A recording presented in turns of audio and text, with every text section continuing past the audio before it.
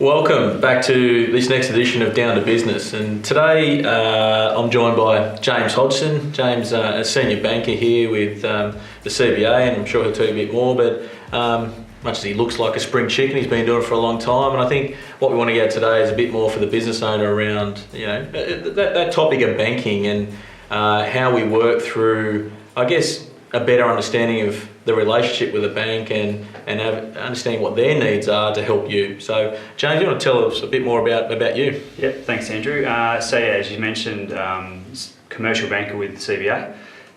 Look after a small number, so probably 25 client groups that are larger, local, privately owned businesses. So I have a couple of companies that are more on the larger scale, but in terms of the traditional client base, it still has the person that opened the doors or started the business. Yep. And they're actively So a lot about hopefully viewers. Yeah, absolutely. So you're still dealing with that person who decided to make a decision, go out on their own or start something on their own, and that's the interesting part, dealing with those entrepreneurs and the people that I guess they put their butt on the line every day to try and start something they're passionate about and grow that business. Yeah, sure. And it's a full relationship. So for those clients, we'll deal with their business requirements, but we'll also look after their personal stuff with their investments. So I might jump on that relationship, and I guess a lot of people, depending on their age, and at the moment we're going through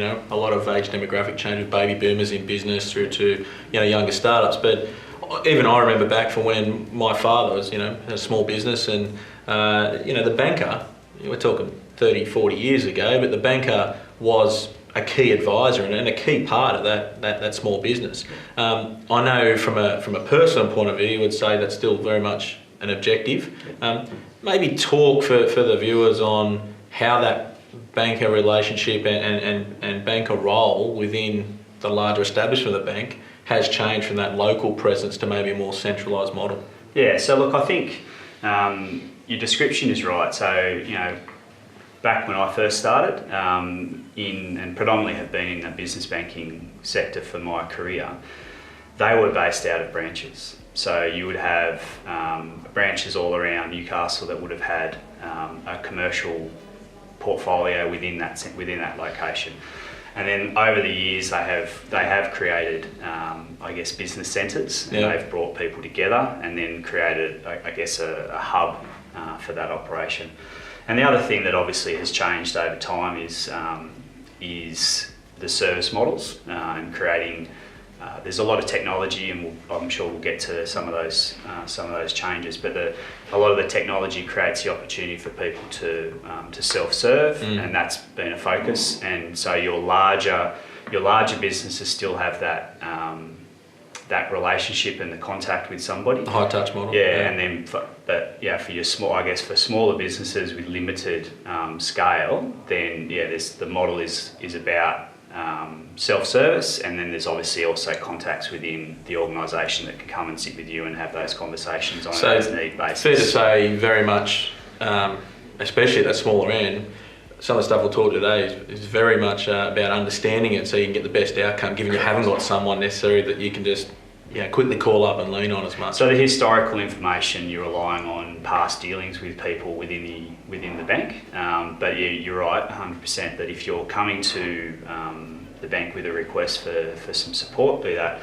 even in a personal sense but also commercial, it's really critical that you have the information that's going to be presenting your business and your position in the best possible way to make the processes as easy as possible. Yeah, sure. So I guess for me, and I'll condition by saying I work with the banks pretty closely in my role as an advisor, but a lot of the clients we see, they'll see their accountant, their lawyer, etc., maybe their business coach, is pretty high contact advisor that they're in contact with all the time, and then a lot of the time I see the bankers more when I need something. Yep.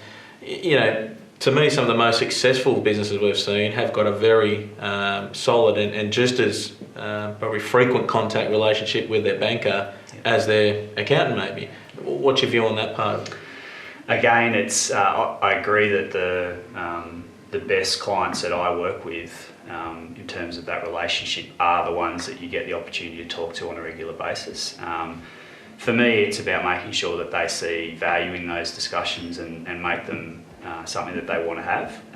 But back to what I was talking about with in terms of the service models, sometimes that becomes less frequent because you haven't got that opportunity when you're looking after a large number. But for the clients that are on my portfolio, there's an expectation that we are in contact on a regular basis. Yeah, because there's not. Today we're primarily talking a bit more about lending, I'd say. We'll touch on some other things, but to run a business, you need working capital. To make asset purchases, we need finance facilities. I think it's just pretty much a no-brainer that we need to include key people such as a banker in what our plans are and where we want to go with the business. And even if things are getting a bit tight, keep it open and seeing how we might get a solution.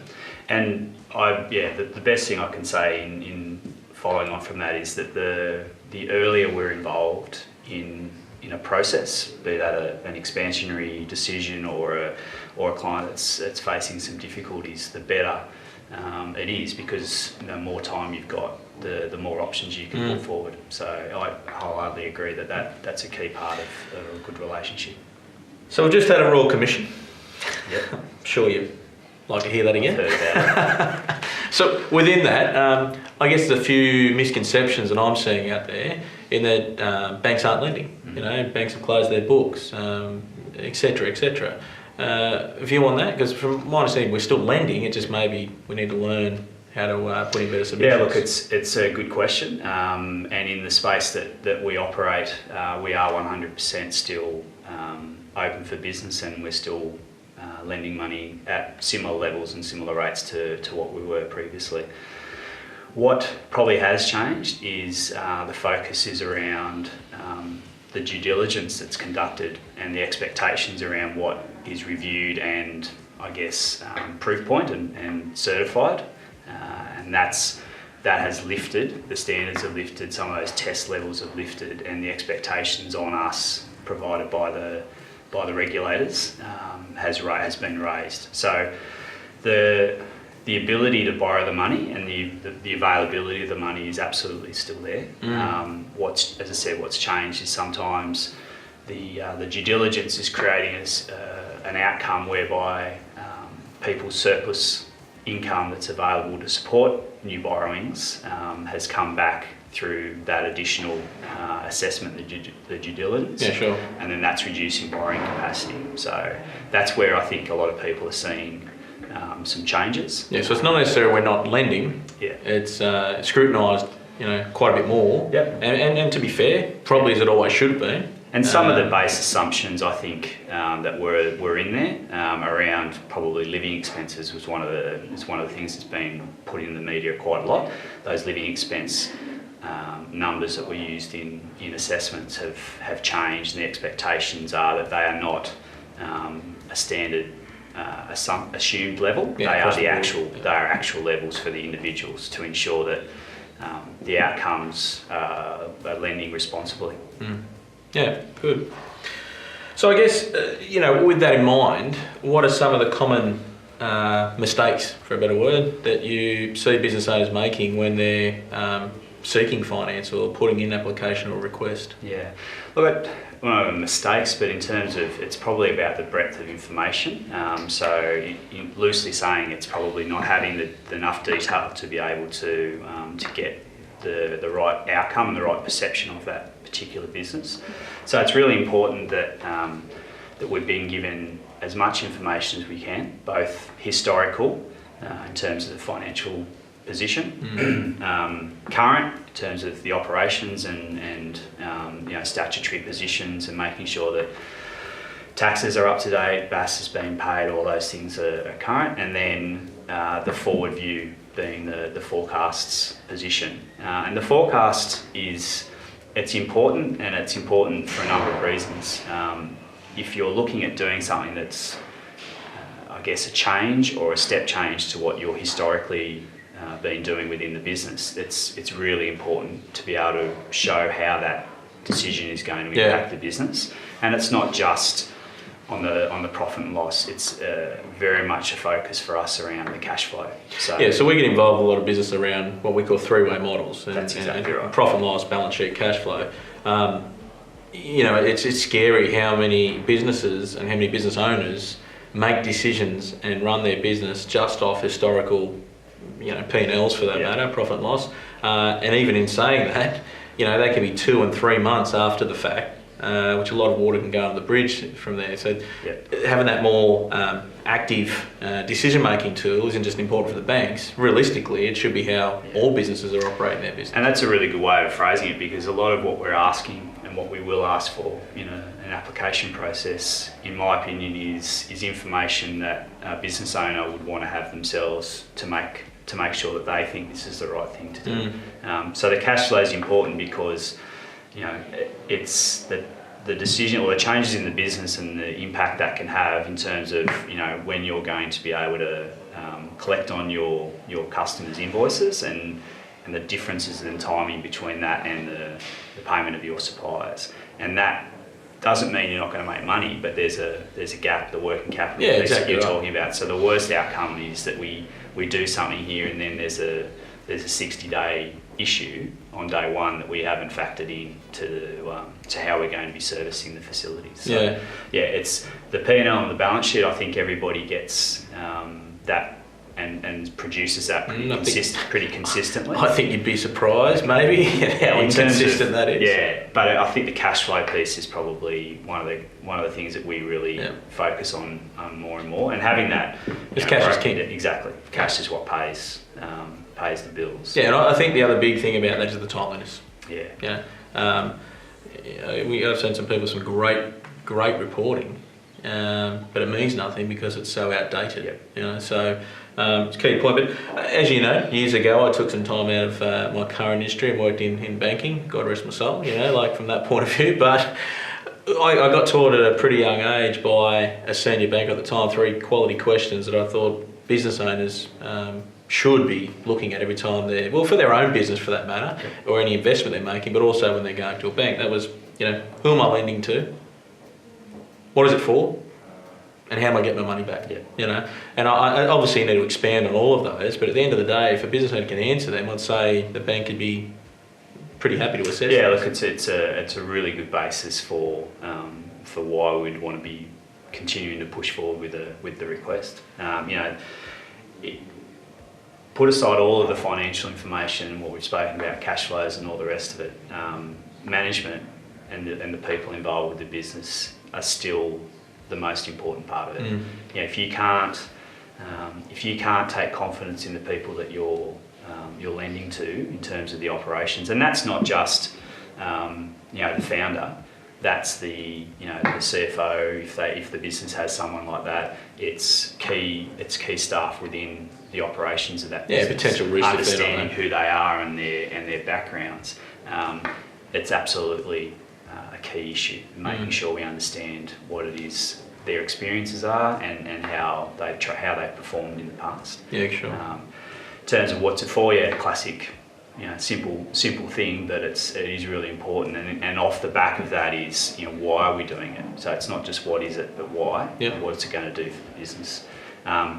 And there's a lot of conversations around security, and you don't worry about how it's coming back to you or how the performance is going to work, because you've got this security, you've got this property or whatever it might be that's security. But for us, and I know it's probably sounds a bit cliché, but we want to be repaid in the normal operations of the business. So I think for viewers' purpose, and a business owner's purpose, there's a first way out and second way out from a point of view of lending. That's exactly. And the first way out being we've got to be able to repay it. I mean, at the end of the day, we're not looking to sell assets. That's not our core operation. We want to lend the money to people and to businesses and have that money repaid over a reasonable term as the business continues to perform. There is obviously always a need to have a secondary outcome, a secondary position to be able to recover those funds if needed, but it's certainly not our focus. Yeah, sure. Maybe a misunderstood topic, and I get this question all the time, being from the account advisor point of view, but around interest rates. Yep. So I don't think a lot of people understand in that business world how interest rates are formulated, why they're different around risk, and how a business owner can actually get themselves a better rate. Yep. You know, so maybe give a view on that. Yeah, so you're right, there are a lot of drivers that go into determining a rate. And some of those are simple in terms of, there's a base cost for those funds. So, we don't... So money market type Exactly. stuff. We effectively are borrowing the money in the markets. There's a combination of the market and also custom deposits. But there's effectively an input cost that forms the basis of the rate. And then essentially what we have over the top of that is a risk margin. And that risk margin is driven by probably three main things that would be worth sort of talking to. First thing is the security. So depending on the nature of the security that we're being provided. So obviously if you're just doing a cash flow lens, so no tangible security, it can be higher. It's a higher risk, and that comes to that secondary exit source. So the type of security or having security. The second thing is a general risk assessment of the business that you're lending to. So we will run financial models that look at the historical performances and also the forward view, and then there will be some qualitative assessment done, answering a series of questions around the management strength, the clients, the suppliers, all those sorts of things that drive key issues within a business, and they will generate a particular risk assessment of that particular client, and that will help. That will be an input. And then the other thing is in a number of cases is the tenure of the facility that's being sought. So outside of home lending, there's an expectation that we have from APRA to set aside capital to ensure that if there are any issues, that the bank has sufficient funds available to meet its obligations as a bank. The longer the loan term is, the more capital APRA ask to the banks to set aside. And so that has a true cost. So you think about the capital cost of a business, and you want a return to put your money into that business. It's a similar situation. For the banks. Yeah. So a 3-year facility to a 10-year facility, there is a much more substantial cost to something in that sense. But if we summarise all of that, realistically, securities are simple. Have we got? Have we not?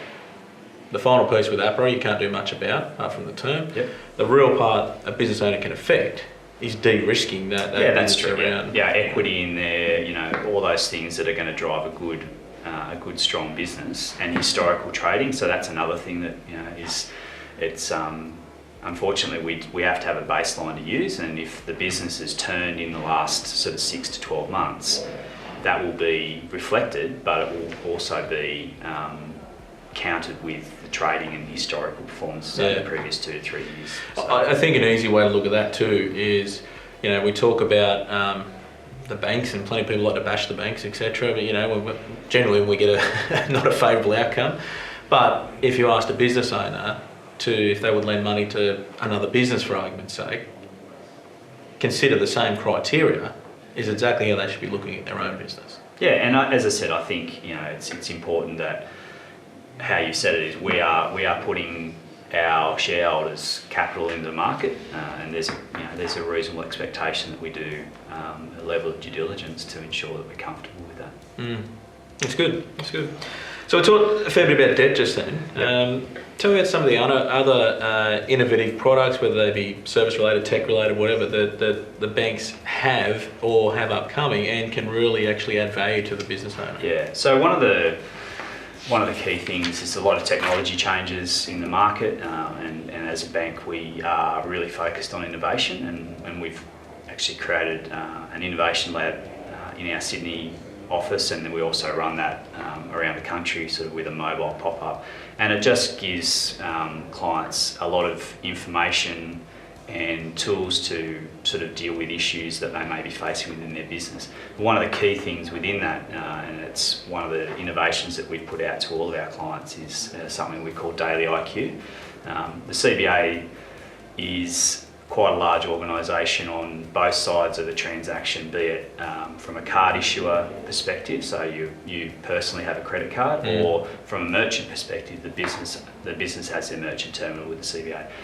Those transactions account for a substantial part of the overall market, and that creates a huge amount of data analytics that can be used. And we've created that, a front-end window that allows our clients to be able to access that information and get some really rich data around demographics, repeat purchases, where people are travelling to use their outlets. So Intel will help them grow their business. Absolutely, and making decisions.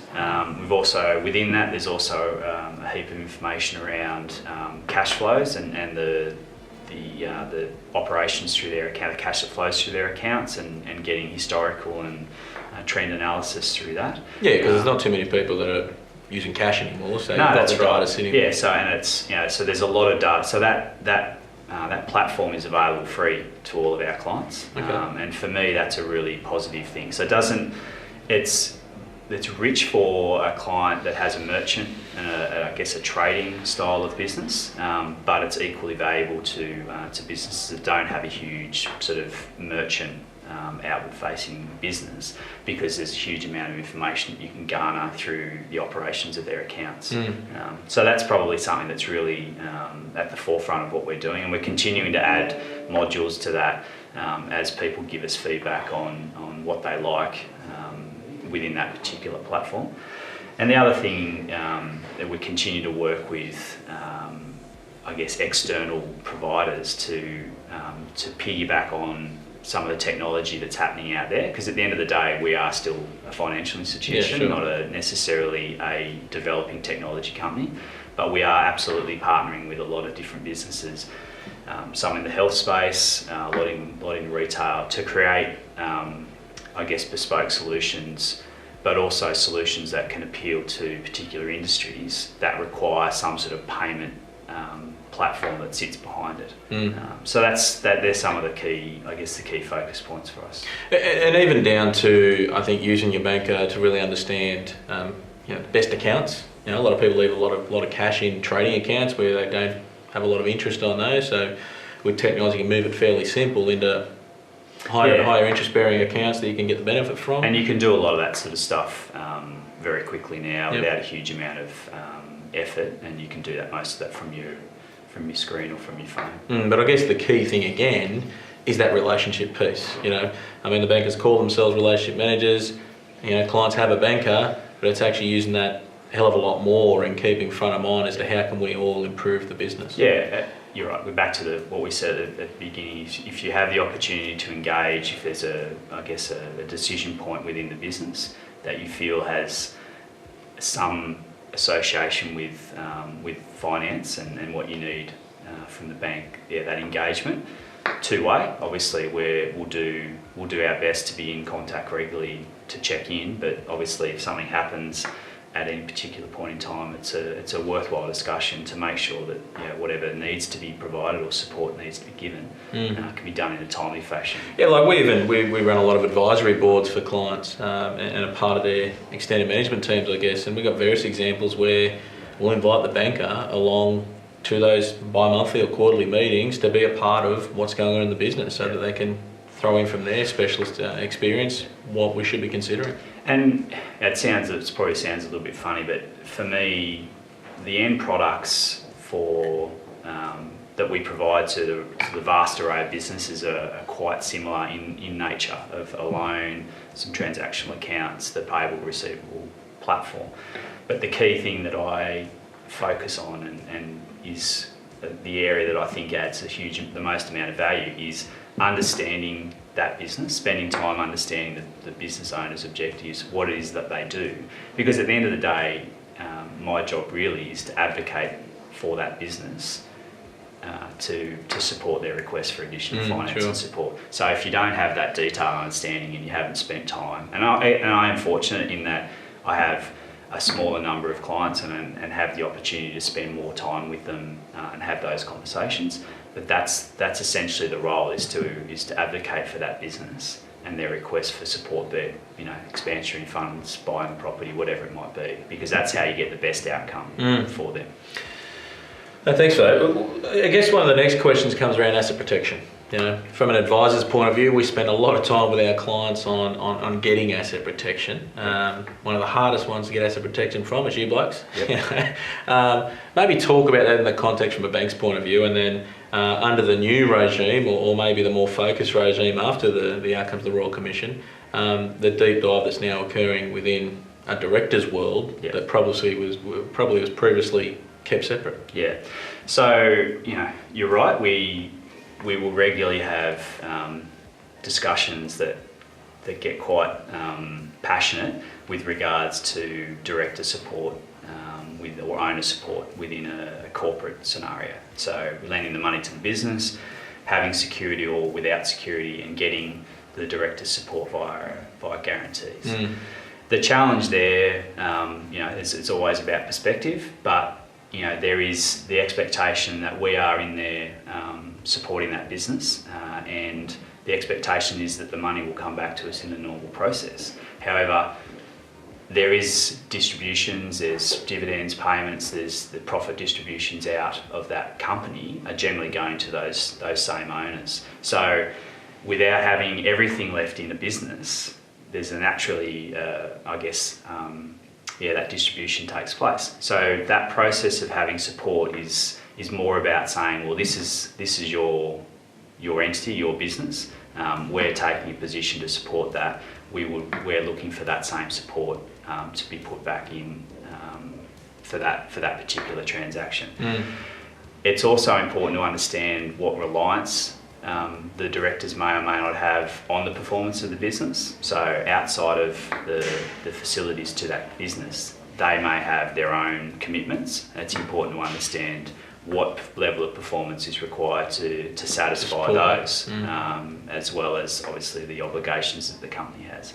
So we like to try and have that relationship where we're saying this is a partnership and that we're all supporting this particular transaction. But it continues to be a discussion point for a lot of time, a lot of businesses.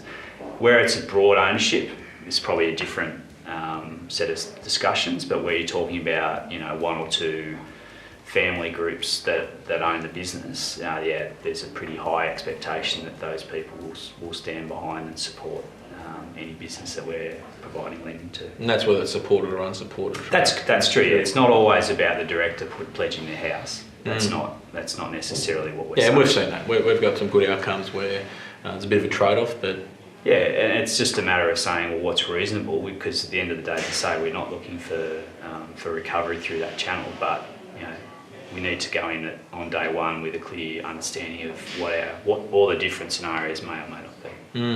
Okay, that's good. Maybe an open question about a bit about the industry. So what are some of the industry insights that generally we should be aware of, but more for the business owner as well around the landscape at the moment? Outside of what we've already covered, I guess. Look, I think concerns around things that are happening at the moment. So the election obviously is a key thing that creates just some uncertainty and people sit back and wait. Some of the policy changes that are being discussed are creating some concerns amongst business owners.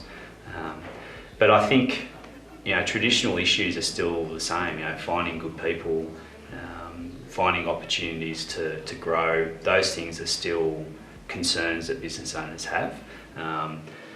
Some of the legislative or the compliance pieces that are being faced, not just from a financial perspective, and the statutory or tax sort of side of things, it's that general compliance is certainly continues to create challenges for businesses up to a certain size where they can scale some of those obligations across a broader business. But for your smaller businesses, the compliance obligations across the board still create concerns and challenges to, they do that after hours essentially. They run their business and then they spend an an amount of time trying to manage all of the compliance things. So those are still concerns. Some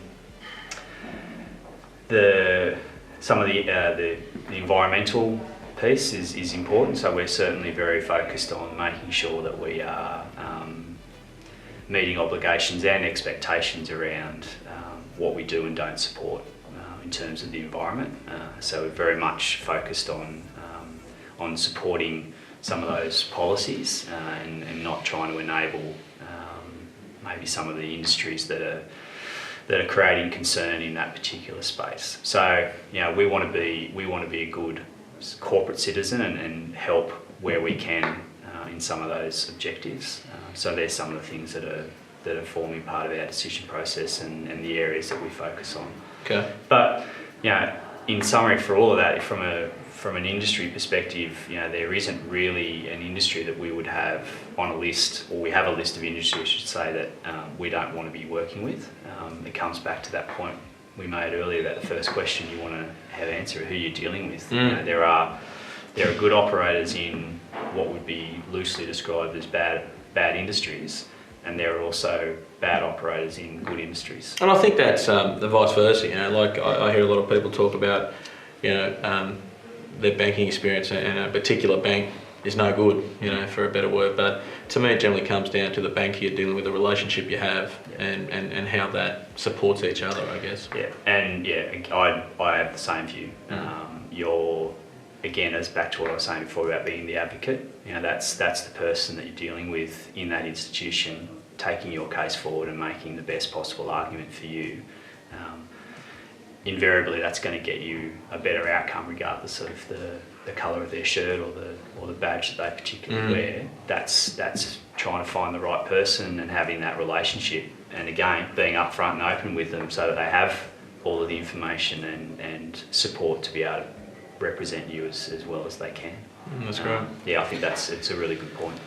All right, so if we bring it all together for the business owners, so the banks aren't the big bad wolves. They're still lending. Absolutely. We're still open for business. I guess what we need to do is make sure that the business owner is better positioned, not only for the bank application when they're going for a request, but also, as we've both discussed, it creates a better outcome for them in their business to make better decisions anyway. So things like having their three-way models in place, having timely and accurate financial information, knowing about their age debtors, their age creditors, what their cash flow gaps are, keeping their banker as part of their key advisory team, reaching out and again, more access depending on the size of your business. We get that, that's way of life, but there are still ways to make sure you're getting that piece and that support.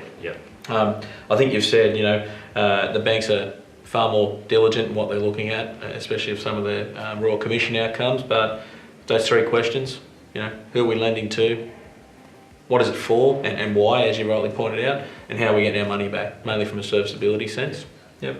The interest rates, I think we've got a bit of a view on that, and in fact, doing some of the things we just mentioned may in fact influence that interest rate coming down. I absolutely would agree with that. And then, as you said, some innovative products which you can get access to either via the bank or even on the website, whether it be around data analytics and key information that can help you run your business, innovative accounts that can add features to it to help you within your business, or even things like education. I know when you go on the website, there's some key business info that can help a business owner make their life a little bit easier. There's a number of sectors that we have sort of central support and in our economics area that will create reports and provide information on how those sectors are trading at a sort of macro level. So there's some really good information around that as well. And I think the thing we talk about there is being prepared, and it's music to my ears because I talk to clients about this all the time, and prospects for that matter, or non-clients, but your advisors, as an accountant's, a business advisor, whatever it may be, can help get a lot of these practices in place that don't need to be a massive exercise ongoing. It's just making sure you're set up properly and you do understand what it is you're seeking and what it is you're providing to make those decisions. That timely information, probably just a little bit of detail, just sort of making sure it's clear. We're talking about not just those those annual financial statements and tax returns.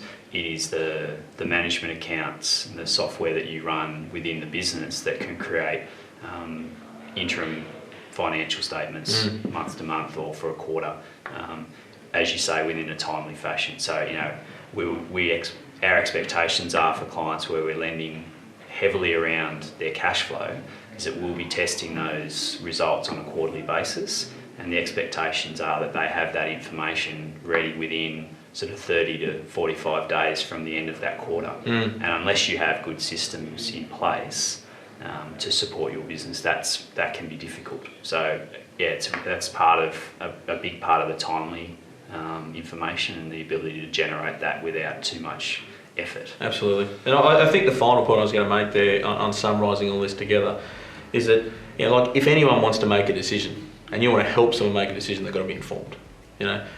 Just going to them when you need something and trying to bring them up to speed real quickly because you're under a time pressure or something isn't the best way to make a decision. So for me, it's absolutely any of your advisors that need to be around you, including your banker, it's having that regular communication and regular dialogue around where things are at, whether you need something or not, which will only make it easier when you do. That's exactly right. Yeah. So, mate, look, anything else to add that can, that from a banking perspective?